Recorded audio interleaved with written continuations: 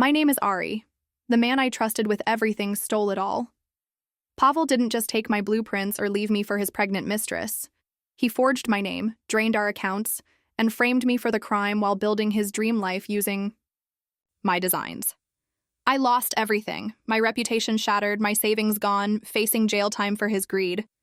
The authorities led me away in handcuffs while he ran to Canada with Sienna, using my stolen work to construct their perfect home.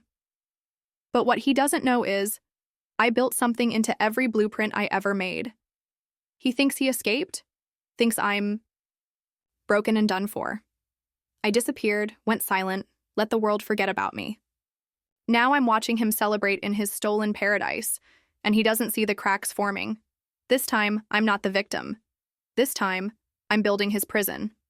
My hands moved over the blueprint with practiced precision, each line calculated, to the millimeter. The load-bearing walls aligned perfectly, the foundation anchored deep into Pacific Northwest bedrock. This wasn't just any house. It was our dream home, rising from the dense forest like something out of a fairy tale. Pavel stood behind me, his hands on my shoulders. 2 weeks in Vancouver and we'll finalize the permits when I get back, he said, pressing a kiss to my temple. Then we can break ground next month. I turned in my chair to face him. The Hendersons want those earthquake-proofing specs by Friday. Make sure you present my algorithm correctly. It's sensitive to decimal placement. Pavel smiled, that confident grin that first caught my attention 3 years ago. Ari, I've been presenting your work for months now. I could do it in my sleep. He probably could. Pavel had been with me since my small firm took off, growing from a startup to a respected name in sustainable architecture. He knew my systems, inside and out, handled client relations while I focused on the technical details. We'd built something beautiful together, not just our business, but our life. I'll miss you, I said, reaching up to straighten his tie. 2 weeks will fly by. Text me every day and tell me about our house. He kissed me one more time before grabbing his presentation materials and heading out the door. I watched him drive away, then turned back to my drawing board. The eco-mansion spread across multiple sheets, each page revealing another layer of my vision. Solar panels integrated into the roof design. Geothermal heating that would keep us warm through Oregon winters. Windows positioned to capture maximum natural light. Every detail calculated, measured, planned. My phone buzzed with a text from Pavel. On the road. Love you, architect. I smiled and sent back a heart emoji. Everything was falling into place. For the next 3 days, I buried myself in work. The Henderson project needed refinements. My breakthrough algorithm for earthquake resistance had attracted attention from firms across the country. The system distributed weight through a network of flexible joints that could absorb seismic waves. It was my baby, developed through years of research and testing. On day 4, my phone stayed silent. Pavel usually called every evening. I tried not to worry. Vancouver was busy, the Hendersons were particular clients. He was probably working late. Day 5 brought unanswered texts. By day 6, I called his hotel. Pavel Henderson? No, ma'am. We don't have a guest by that name. Panic crept up my spine. I called his office number, straight to voicemail. I checked our joint business email. Nothing since he left. Day 7 changed everything. The doorbell rang at 6 a.m. I opened it to find 2 police officers, their badges gleaming in the early morning light. Ari Zalani? The taller one asked. Yes. We need you to come with us for questioning regarding financial irregularities at your firm. My stomach dropped. What financial irregularities? Ma'am, we'll explain at the station. You have the right to remain silent. The next hours blurred together, documents spread across the interrogation table. Bank statements showing my signatures authorizing wire transfers to offshore accounts. Transaction records dated and time-stamped. The detective's voice droning on about $2.3 million missing from the joint business accounts. I didn't authorize any transfers, I kept repeating. Where's Pavel? He's my business partner. He'd know about this.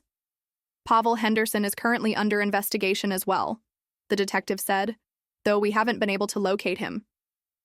My mind raced. The joint account. Pavel had access. I'd given him signing authority last year when I'd been hospitalized for appendicitis, but he'd never use it without telling me. Never. These aren't my signatures, I insisted, grabbing one of the transfer documents. But there it was, my name, in my handwriting. Distinctive enough, yet something felt off in the pressure of the pen strokes. They released me after 12 hours with a court date. Driving home in my own car felt surreal. The radio played softly as I tried to process what was happening. Back home, I went straight to my office. Everything looked the same. My blueprints, my calculations, my life's work scattered across surfaces. I opened my laptop and checked our business accounts. Empty. Every cent gone. My personal savings account linked to the business, also drained. Then I saw it. In my deleted emails folder, messages I'd never sent. Communications with clients about investment opportunities. Financial advisors I'd never contacted. All carefully crafted to make me look responsible for missing funds. My phone rang. Unknown number. Hello? Ms. Zalani? This is Sharon from Pacific First Bank. We're calling about some concerning transactions on your accounts. Yes, I'm aware.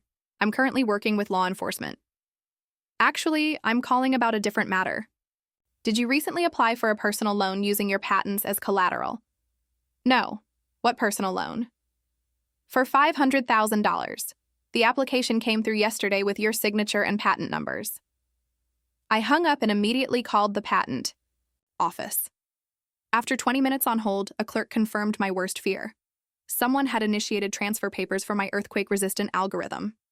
The forms bore my signature but requested ownership transfer to a company called Henderson Innovations. Pavel. The room spun. I gripped the edge of my desk. This wasn't just theft. This was calculated destruction. Every system I'd trusted him, with every access point I'd given him, he'd weaponized them all. I spent the night searching. Online databases, social media, Pavel's digital footprint, nothing after his supposed departure to Vancouver, no check-ins, no posts, no trace, until I received the email on day 8, anonymous sender. Subject line, you should see this. I opened it with shaking hands. A link to a private Facebook group, photos of a gender reveal party, blue balloons and cake. Pavel's face smiling broadly, his arm around a blonde woman visibly pregnant. The timestamp, 3 days ago. Another link, an Instagram post. Pavel and the same woman standing in front of wooden beams and construction equipment. Caption, started. From the bottom, now we're building our forever home. New beginnings, Canadian life. My vision blurred.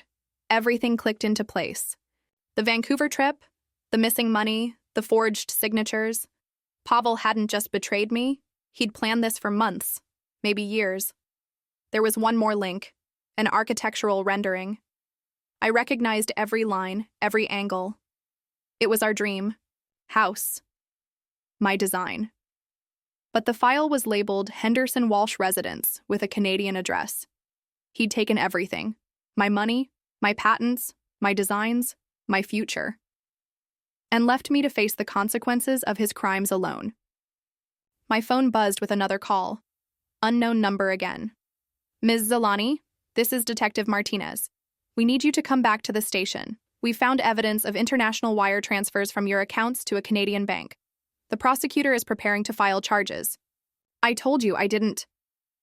Ma'am, we also found communication records showing you've been corresponding with contractors in British Columbia about building permits under a false identity. That's impossible. I've never... Please come to the station voluntarily. Otherwise, we'll have to send officers to bring you in. I hung up and slid down against the wall. This was worse than theft. Pavel had framed me so completely that even my denial looked like guilt. The money, the patents, the identity theft. All traced back to me while he started his new life across the border. And then I saw it. On the architectural rendering he'd stolen. A tiny detail he'd missed. A notation I used on all my designs. A specific way of marking load-bearing supports. He'd tried to erase it, but traces remained. That's when I knew. Pavel understood finances and presentations, but he'd never truly understood my designs. He saw them as products to sell, not systems to build. For the first time since the police appeared at my door, I smiled. It wasn't a pleasant smile. It was the expression of someone who just found a weakness in their enemy's armor.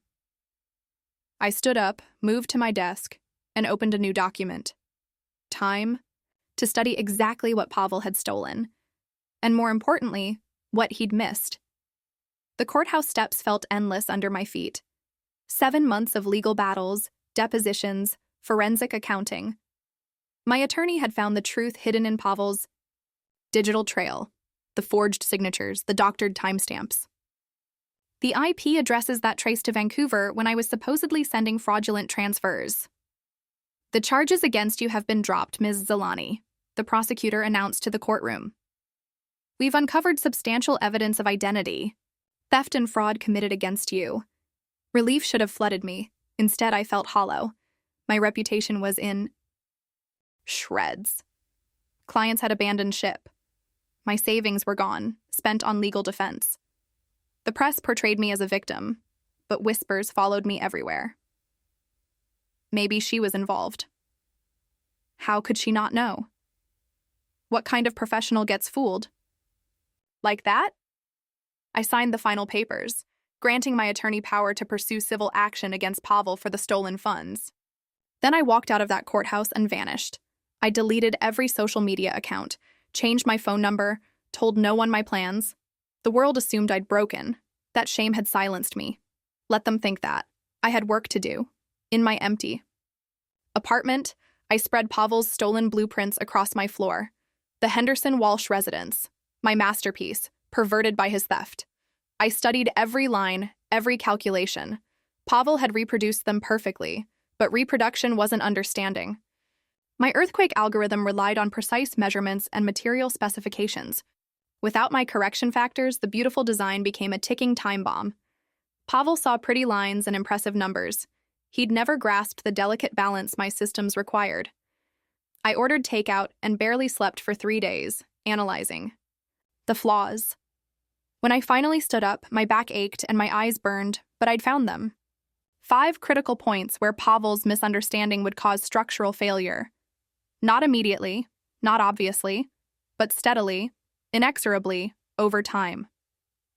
I spent the next month becoming an expert in Canadian building codes. British Columbia had different earthquake standards than Oregon. Pavel's permits, filed in my stolen name, had been approved based on outdated local requirements. He'd presented my innovative system as a luxury upgrade, not realizing it required specific local adaptations. The final piece clicked into place when I discovered Pavel had hired the cheapest contractor he could find. Someone who'd cut corners on materials to pad profits. Perfect. 6 months after Pavel had left me in ruins, a manila envelope appeared under my door. No return address. Inside, a single photograph. Pavel and Sienna, radiant with pride, standing in front of their completed dream house. On the back, handwriting I recognized instantly. Living the dream. Thought you'd appreciate the craftsmanship. My hands shook with rage, then steadied. Time to work. I created a new email account. Patricia Anders, building code consultant. Applied for credentials in British Columbia. Listed my extensive experience in earthquake-resistant structures. Within weeks, I had my certification. My first consultation came from the municipality itself. Routine inspections for luxury homes in the woods. They needed an expert to verify earthquake compliance for insurance purposes. We've had some settling issues in the area, the building inspector explained over video call. Nothing major, but with the cost of these homes, owners are getting nervous. I'd be happy to help, I said professionally. Did any particular properties catch your attention? Well, there's this one eco-mansion that went up recently. Owner insisted on an advanced system from the States. Henderson Walsh residence. You familiar with imported designs? My voice stayed level. Very familiar. I'd recommend starting there. The inspection happened in November. I submitted my report remotely, careful to frame my findings as preliminary. Observations. Potential concerns with foundation depth. Questions about load-bearing calculations. Suggestions for further testing. By December, Pavel had received his first notice. Minor structural assessments required. No big deal. He called the contractor, who seemed confused by my technical questions but agreed to another inspection. I scheduled myself as the independent expert. Professional, thorough. Pointing out hairline cracks Pavel's contractor had dismissed as normal settling. These were actually early signs of the exact problems I'd predicted. See how the vertical stress here isn't properly distributed? I explained to the inspector, knowing Pavel listened nearby. The original design probably accounted for this, but implementation seems off. Pavel's face tightened. He recognized my terminology but couldn't pinpoint what felt wrong. Can they fix it? He asked. Of course, but you'll need the exact specifications for the earthquake system. Without knowing the precise algorithm, even small modifications could make things worse. I saw calculation in his eyes. He had my stolen designs but not my patents. He'd invalidated them himself during the fraud investigation. Using them now would expose his theft. He was trapped by his own crime. 3 weeks later, I triggered the next phase. An anonymous complaint about unusual vibrations affecting neighboring properties. The municipality ordered comprehensive testing. I watched remotely as sensors were placed throughout Pavel's house. The data came back exactly as I'd predicted. Stress concentrations in areas Pavel's contractor had modified. The house was beautiful, but structurally compromised. You can't use your patents to fix this, the inspector explained to Pavel. Those were invalidated during the investigation. You'll need to develop your own solutions. Pavel hired engineers. They scratched their heads at the complex calculations, made suggestions. Pavel approved expensive repairs that only worsened the problems. Each fix created new stresses, propagating through the structure like cancer. By February, Pavel's contractor had abandoned the project. Word spread about the cursed property. New engineers quoted astronomical figures. Pavel had nearly drained his stolen money trying to stabilize the house. I continued my consulting work, always thorough, always helpful. Documenting every crack, every shift, every sign of structural distress, a concerned professional alerting authorities to safety issues. My finest moment came when Pavel tried to sell. Potential buyers ordered their own inspections. Every expert identified the same problems. The beautiful eco-mansion photographed spectacularly but lived terribly. Creaks at night, doors that wouldn't close properly, cracks appearing in walls, home prices in the area plummeted. Pavel couldn't sell without massive repairs he couldn't afford, couldn't live in comfort, couldn't hide from the growing structural issues. March brought heavier rains. The foundation, built with substandard materials by his cheap contractor, began showing stress. Water damage warnings appeared. Mold concerns emerged. Insurance companies grew nervous. I filed my final report. While aesthetically impressive, this structure exhibits multiple signs of systemic failure. Without complete redesign using patented earthquake-resistant technology, long-term occupancy presents significant safety risks. The municipality red-tagged the house, condemned pending major repairs. Pavel and Sienna had 7 days to evacuate. I watched the security footage from the inspection, Pavel raging at the inspector. This is my perfect house. I designed everything myself. No, he hadn't. He'd stolen everything. And theft without understanding had created his prison. Beautiful to look at, impossible to live in, built with my blueprints, sabotaged by his ignorance. The best part? He still didn't understand why. To him, it was bad luck, poor workmanship, environmental factors. He couldn't see that every failure traced back to his fundamental misunderstanding of my work. They moved into a small apartment in Vancouver. Pavel bitter, confused, convinced the house was haunted or cursed. Sienna angry about their reduced circumstances. Their perfect life crumbling faster than the house they'd abandoned. I moved on to new consulting projects. Always thorough, always professional, but sometimes, late at night, I'd check property records. The eco-mansion sat empty, the red notice still on the door. Pavel had buried his emergency fund in the basement. The money he'd stolen from me. Buried treasure in a house too dangerous to enter. How fitting. The notification came innocently enough. A building inspector friend I'd consulted for mentioned something odd. That condemned property you assessed. Last year, the Henderson Walsh place? Somebody reported unusual activity in the basement. My heart rate quickened. Pavel's treasure. The emergency fund he'd buried beneath the foundation. The money that belonged to me. I crafted my response carefully. Unusual how? They think someone's been digging, probably homeless trying to shelter inside, but with the structural damage, it's dangerous. We're sending someone to check. I volunteered immediately. I authored the original safety report. I should examine any changes to the foundation's integrity. 2 days later, I stood in Pavel's basement for the first time. Water damage stained the walls. The smell of mold hung thick in the air.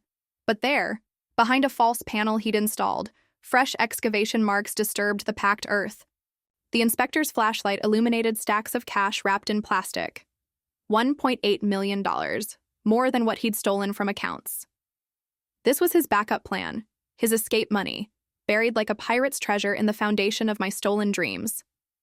This needs to be reported to authorities, I said professionally.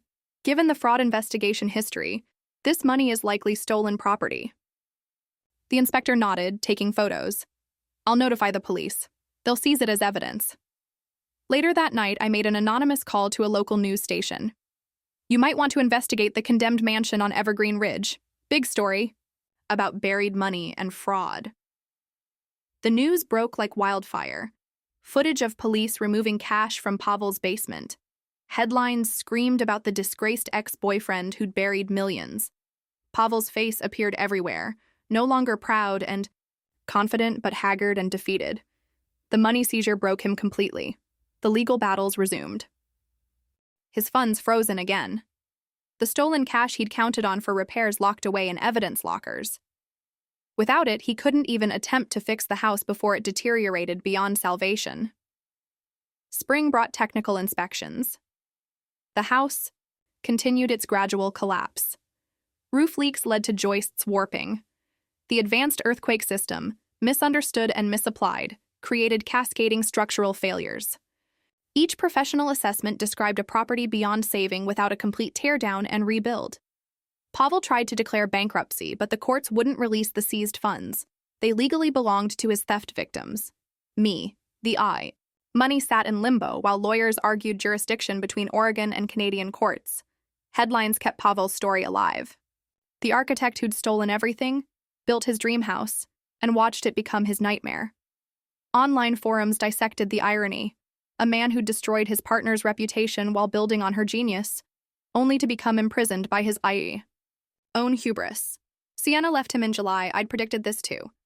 A 6-month pregnant woman watching her new baby's future dissolve, living in a cramped apartment while their dream home rotted like a discarded shell. The stress proved too much. She took their infant daughter back to Seattle for safety. Pavel remained alone in Vancouver, tethered to his failing monument, visiting it weekly like a grave. My moment of greatest satisfaction came unexpectedly. A voicemail on my new business line, Ari Zalani back in practice, slowly rebuilding my reputation through careful, ethical work. Ms. Zalani, this is Pavel. I know you hate me, but I need your help. The house, it's my algorithms, yours really, and nobody can make them work. I know we have legal restrictions, but maybe, off the record, you could consult. I'm desperate. I saved the voicemail, played it once more. His voice cracked with desperation, the arrogance stripped away. He recognized my genius now that he couldn't steal it. But recognition didn't earn forgiveness. It merely confirmed my victory. I never returned his call. Hurricane-force winds hit the Pacific Northwest that September. The condemned house, already structurally compromised, suffered catastrophic damage. Part of the south wall collapsed. Water damage escalated. The municipality finally ordered demolition for public safety. Pavel watched from across the street as bulldozers approached his masterpiece. Neighbors gathered to witness the spectacle. Children pointed at the fancy house falling down. The crane swung, and tons of engineered timber, imported finishes, and failed algorithms crumbled into splinters. I received a letter in October. Handwritten, no return address. Pavel's handwriting, shaky now. I see you now. The house wasn't cursed. You did this. Every inspection, every report, every failure. You knew exactly what would happen when I built it. The money in the basement, the timing of everything. You orchestrated my destruction. I'm broken. Financially, emotionally, completely ruined. I have nothing but time to think about what I did to you and what you've done to me. We're even now, aren't we? You've taken everything, just like I did. Maybe more. I won't apologize anymore. What would be the point? We both know what we are. I betrayed trust. You became justice. Your precision destroyed me more thoroughly than any lawsuit could have. Sometimes I wake up hearing the calculations, wondering which detail doomed me. Was it the foundation depth? The material tensions? You'll never tell me, will you? Live well, Ari. Your revenge was perfect. I folded the letter and placed it in my safe. Evidence of my victory, but also a document I'd never look at again. Pavel understood now. Too late, but he understood. A year to the day after his betrayal, I received my final piece of closure. A certified check arrived at my office. The seized funds finally processed through the courts and returned to their rightful owner. The full amount stolen, plus interest. A formal letter of apology from the Canadian authorities for their investigation delays. I deposited the check without ceremony. Used part to upgrade my office equipment.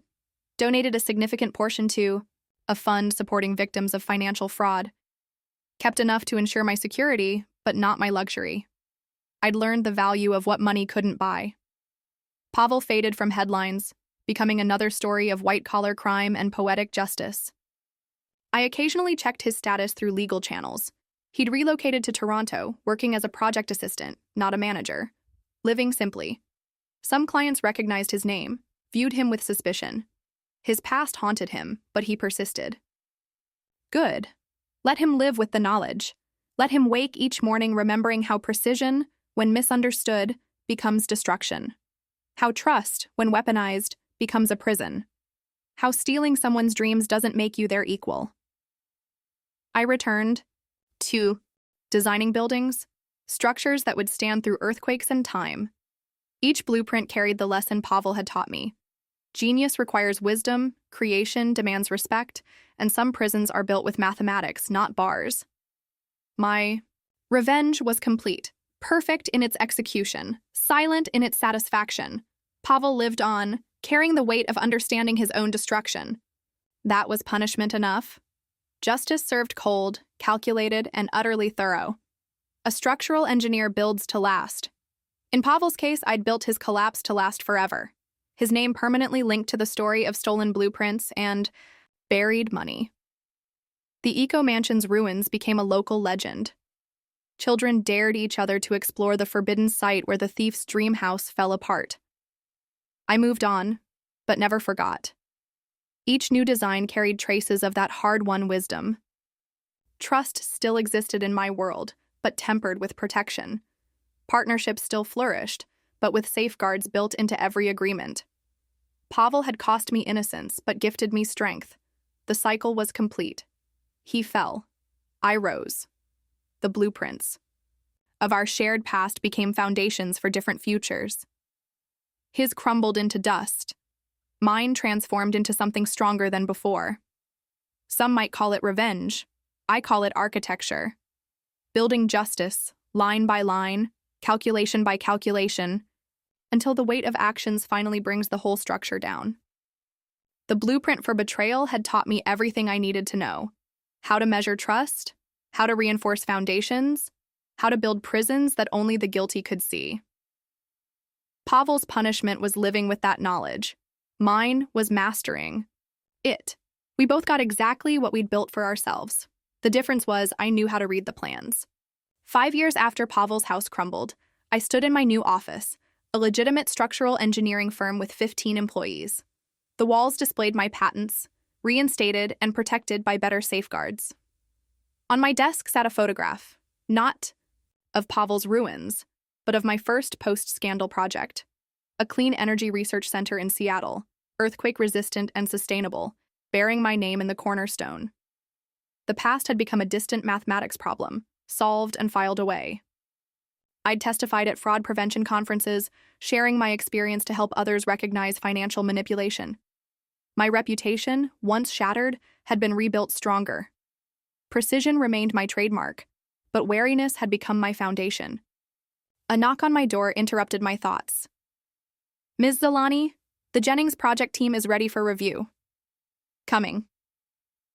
The Jennings project represented everything I'd learned. A luxury development, but with triple redundancy and financial oversight. Digital signatures required biometric confirmation. Access to critical systems rotated monthly. I turned Pavel's betrayal into a blueprint for protection. Walking past cubicles where young engineers studied my algorithms, I felt satisfaction, without bitterness. Pavel's attempts to steal my work had proven futile. Complex systems resist theft because they require understanding, not just copying. The same principle protected my new practice. That afternoon, my assistant mentioned an unusual detail. Someone's been requesting public records about the old Henderson Walsh property. Building reports, inspection logs. Who? Anonymous, but they're accessing materials from a British Columbia IP address. Pavel. Still searching for answers, still trying to understand where his perfect plan failed. Let him search. The truth remained buried deeper than his stolen money ever was. I continued my day, reviewing stress calculations for a suspension bridge in Portland. Mathematics never betrayed you. Numbers held no malice, no hidden agendas. A properly designed structure supported weight indefinitely. An improperly designed one failed eventually, regardless of intention. Summer arrived with new challenges. My firm secured a contract rebuilding earthquake-damaged houses in Alaska. The irony wasn't lost on me. Using my algorithm legitimately, protecting families instead of destroying them. Each foundation we reinforced felt like redemption, not revenge. During site visits, I sometimes caught glimpses of Pavel's story. Construction workers sharing tales about the architect who'd stolen millions, only to lose everything he'd built. They spoke of poetic justice, divine intervention. I let them believe in karma. The truth was simpler. Actions have structural consequences. 6 years? 7? 8? Pavel's legend faded into construction folklore while my reputation soared. Clients trusted my thoroughness, my dedication to safety. They didn't know my systems evolved from betrayal. They saw results. Buildings that endured. Designs that protected. Innovations that saved money honestly.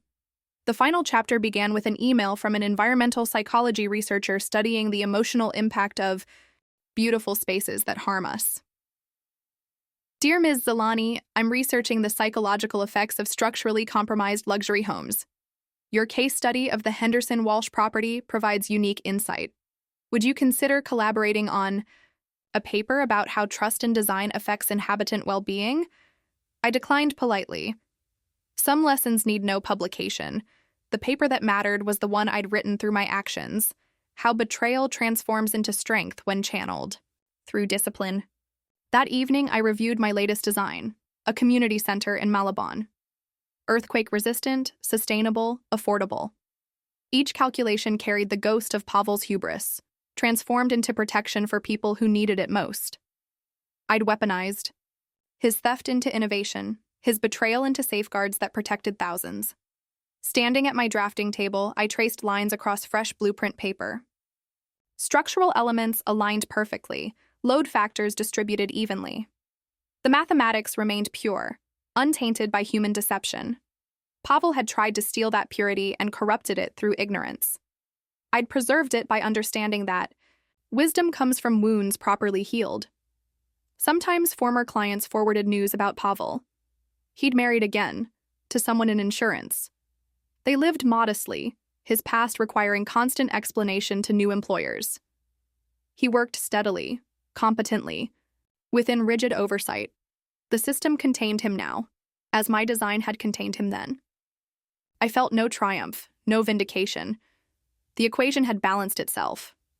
Pavel's actions created variables that solved themselves through natural consequences. My role had been catalyst, not executioner.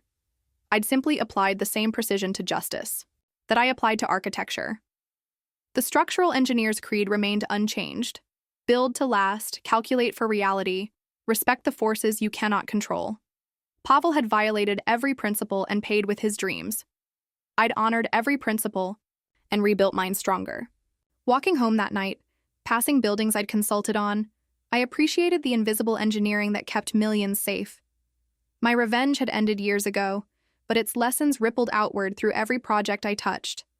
Trust was earned through demonstration, not words. Strength came from understanding systems completely. And justice? Justice was mathematics applied with patience. Pavel's story served its purpose, a cautionary tale for my junior engineers about why they should protect their work fiercely.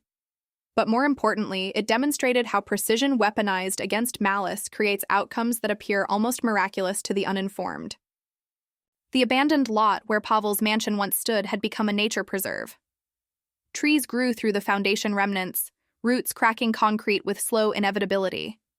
Hikers sometimes found fragments, a tile, a window frame, and wondered about the story behind the ruins.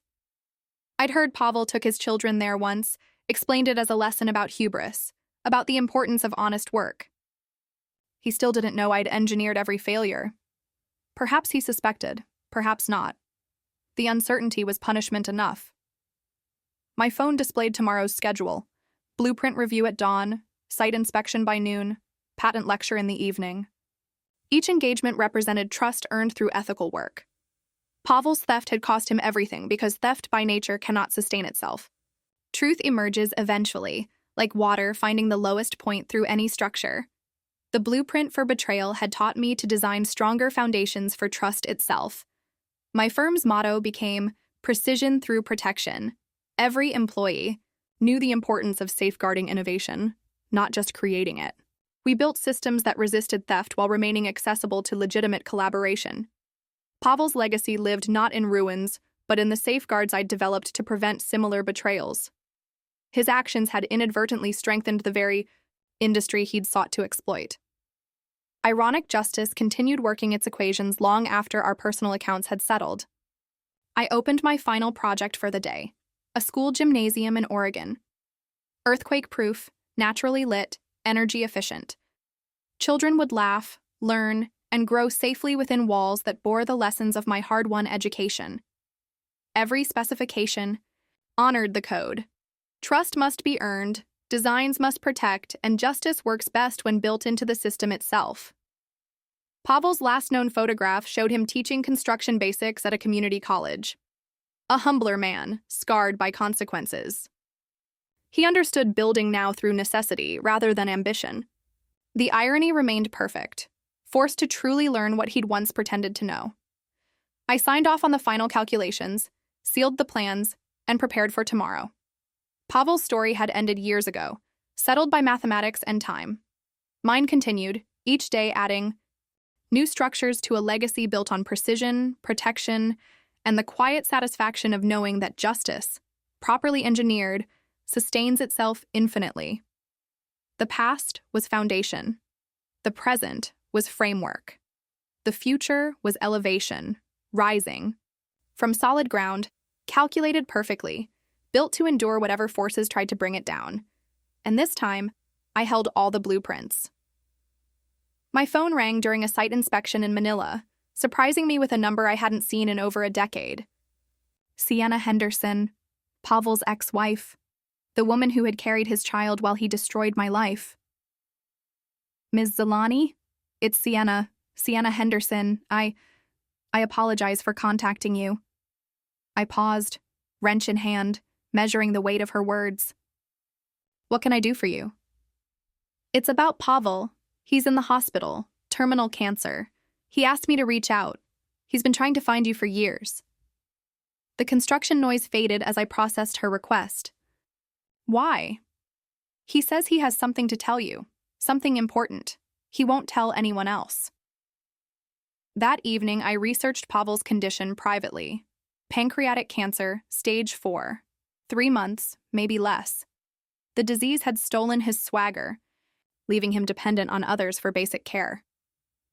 3 days later, I flew to Toronto. Not for him, but for myself. Closure has value when properly timed. The hospital room smelled antiseptic and stale. Pavel looked nothing like the confident man who'd stolen my life. His skin hung loose, eyes sunken, The vital signs monitor beeped steadily beside him. Ari. His voice rasped. You came. Yes. I'm dying. I know. His laugh turned into a cough. Always precise, even now. I remained standing. Professional distance separated us like structural supports. What did you want to tell me? Pavel closed his eyes, gathering strength. I found out about the house, about everything. My spine straightened imperceptibly. You manipulated every failure, didn't you? The inspections, the building codes, the foundation issues. You engineered my collapse as precisely as you engineered that house. I said nothing. I spent years trying to understand. Hired consultants, read textbooks, studied earthquake physics. The more I learned, the more I realized how brilliant you are, how perfectly you destroyed me. His admission hung between us, heavy as the silence. I deserve nothing from you, he continued, but I need you to know something. The wife, my current wife, Amanda, she discovered more than money in those documents. She found my original communications about you, plans I'd made with Sienna months before we broke up, evidence of exactly how long I'd been planning to steal from you. Why tell me this? Because it's worse than you thought. The affair started 2 years before. I was bleeding your account slowly, building my escape, creating a paper trail to implicate you if discovered. Even the pregnancy was planned, not accident, but strategy. I manipulated everything, everyone, including myself. Pavel coughed, the sound wet and harsh. A nurse entered, checked his IV, left us alone again. I thought I was smart, brilliant, but studying your work, understanding what you really were, God, Ari, you're a genius. What I stole was masterpiece, and I defaced it like a vandal. The irony struck me then. Pavel's final lesson wasn't about my revenge, but about recognizing true talent versus mere ambition. His death was teaching him appreciation moments too, late. I found something else, he whispered. Remember that $1.8 million in the basement? It wasn't all stolen from you. Half came from Sienna's mother. She mortgaged her house to fund our escape, lost everything when the money was seized. Another victim I hadn't considered. The web of Pavel's deceptions expanded even in death. Why? Tell me now. Because tomorrow they're releasing my estate. Everything's going to lawyers, creditors, but there's one account they never found, in Panama. $450,000. My final secret. He pressed a slip of paper into my hand with trembling fingers. Account numbers, passwords. It's yours. Return it to Sienna's mother if you want. Keep it. Burn it.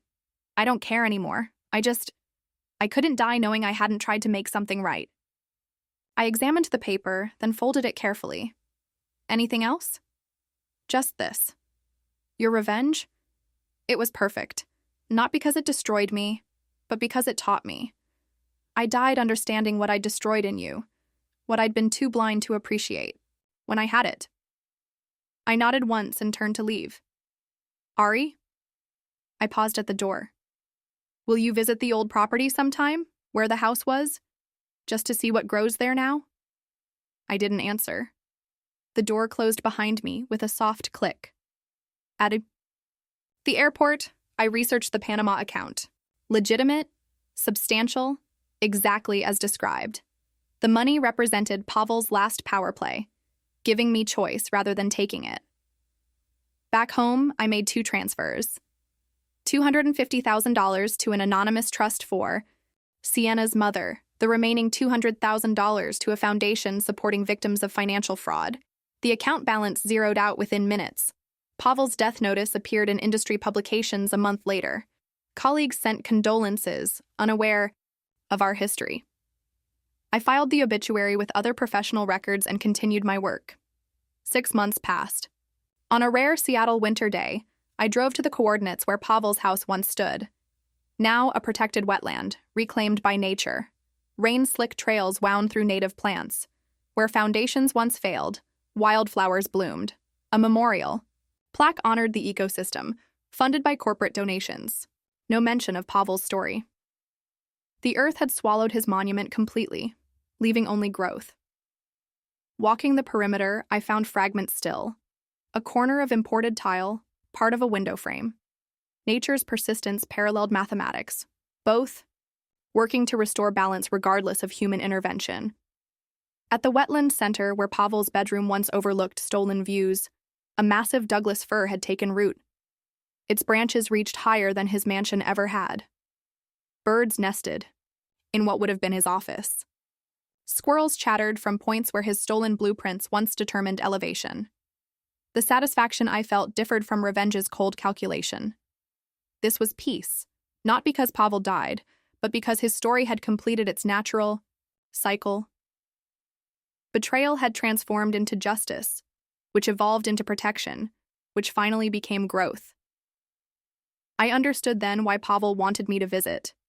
Not for his sake, but for mine. To see that even profound violations could nurture new life when processed completely. Driving home, I thought about Pavel's last lessons. His theft had forced me to strengthen systems protecting creative work. His betrayal had taught me to value true partnerships.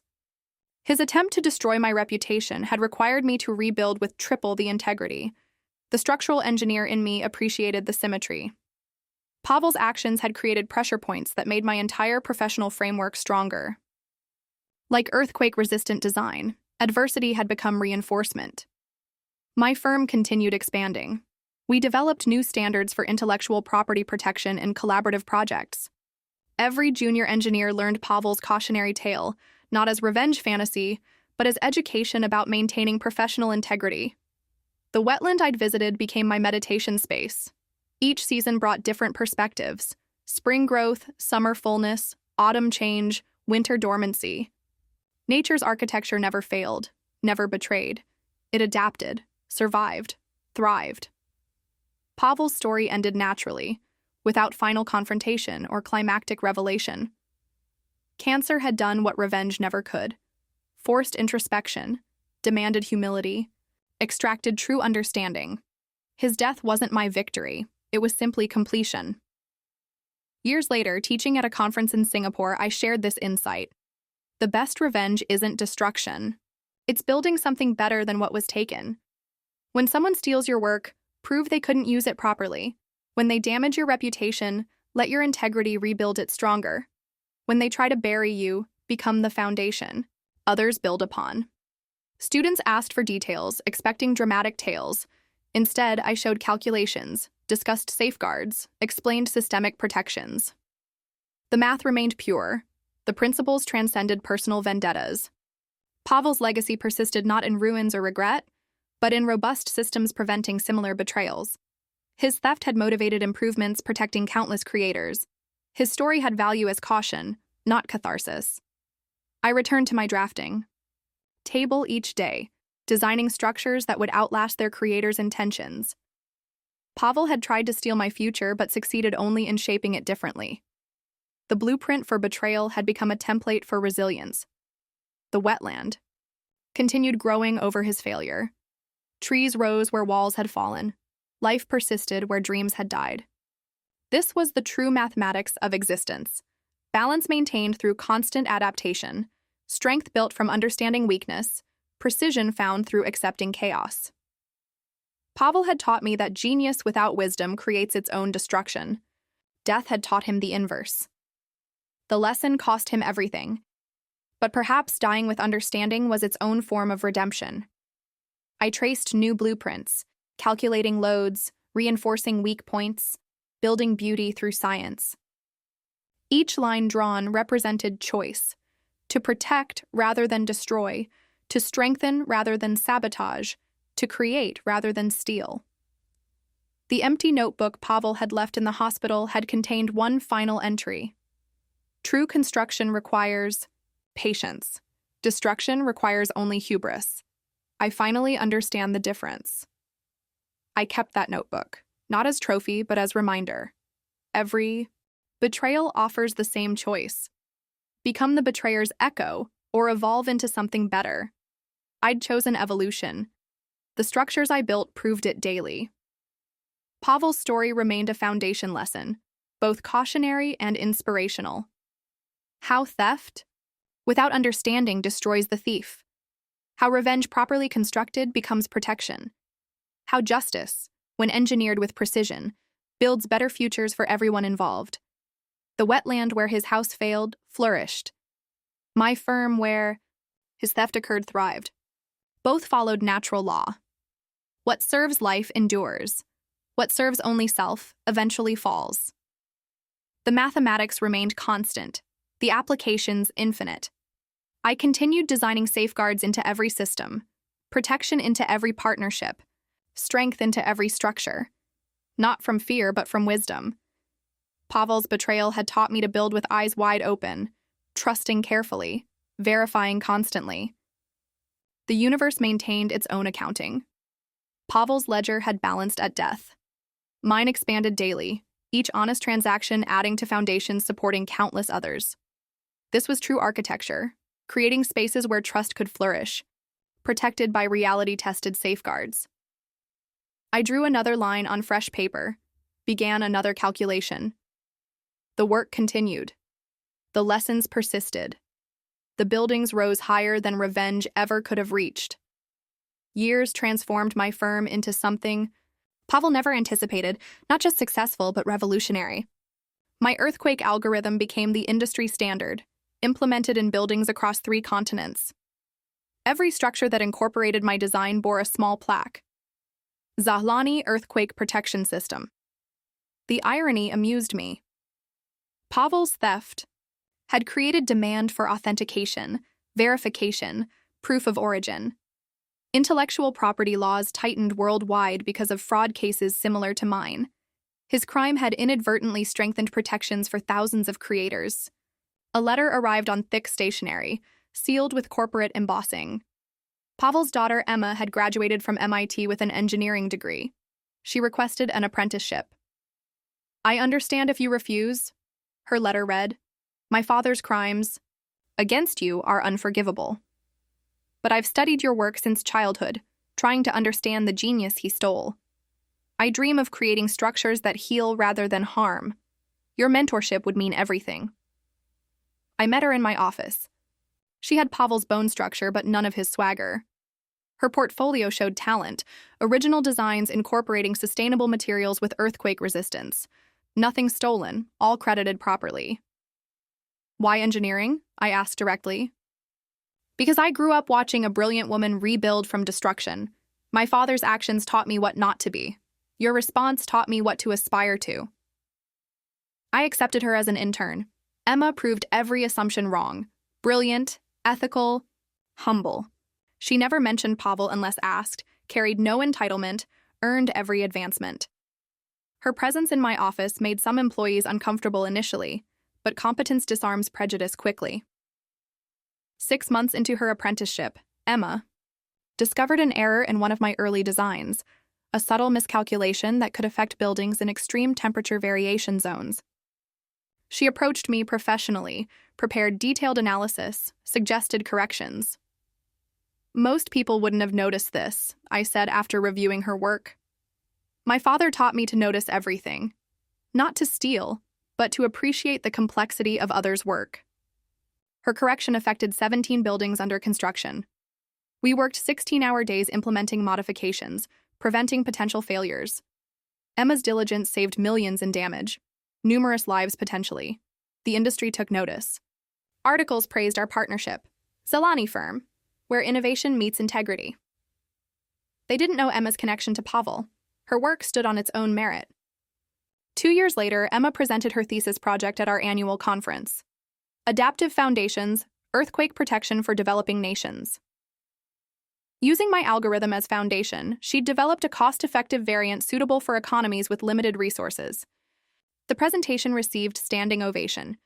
Afterward, we shared coffee in my office. "I found his journals," Emma said quietly. "My father's. About you, about what he did. He knew your genius intimately.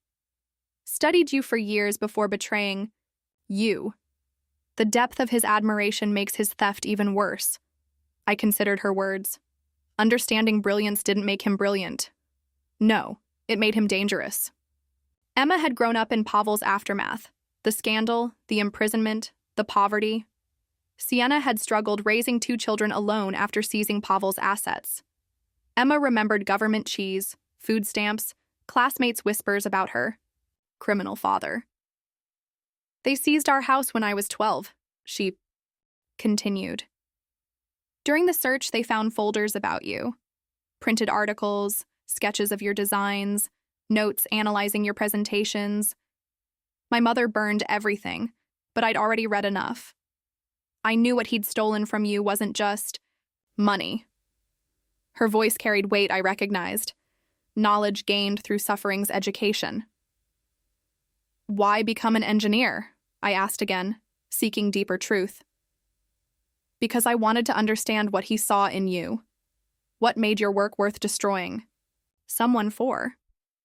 When I started studying structural physics, I realized he never really understood at all.